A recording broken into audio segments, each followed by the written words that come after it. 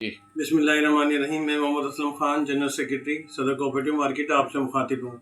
आज अभी कुछ देर पहले अल नजीबी मार्केट में आग लग गई पार्किंग फ्लोर पर, तो उससे भी यहाँ पे काफ़ी भगदड़ मची और काफ़ी जो है लोगों में गम और गुस्सा पाया जाता है कि यके बाद दीगरे शहर की मार्केटों में ही आग लग रही है, या लग रही है या लगाई जा रही है, क्या मामलात हैं। और मैं तो ये समझ रहा हूँ कि रमज़ान में जो कस्टमर शहर की तरफ रुख करता है उसको रोकने की साजिश की जा रही है कि शहर में जो है ख़रीदारी के लिए ना आए। गुल प्लाजा का वाक़या होने के बाद यकीन करें 50% कारोबार रह गया है। और दूसरा मसला जो रमज़ान शरीफ आ रहा है 2 हफ्ते के बाद, रोड खुदी भी है, ग्रीन लाइन का रोड नहीं बन सका है, रेड लाइन नहीं बन सकी है, जो खंडर का मंजर पेश कर रहा है।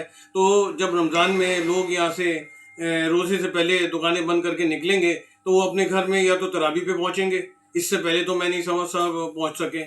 तो लिहाजा ये एक साजिश की जा रही है कि कस्टमर शहर में ना आए ताकि लोगों को ये ना पता लगे कि इतना ट्रैफिक जाम है और आराम से निकल जाए। तो ये भी एक साजिश समझ रहा हूँ, इस पर भी गौर किया जाए, खुदारा कारोबार करने दिया जाए, कारोबार को इस तरह मुतासिर ना किया जाए कि हम भी ईद और बकरा ईद पे अपना कारोबार करते हैं और कारोबार कर कर और अपने लेबर और अपने बच्चों की मैशत और सारा अपना पहिया चलाते हैं। तो लिहाजा हमें काम करने दिया जाए और सदर में पार्किंग और तमाम मसाइल को हल करके ट्रैफिक के मामला को रवां दवा रखा जाए। बहुत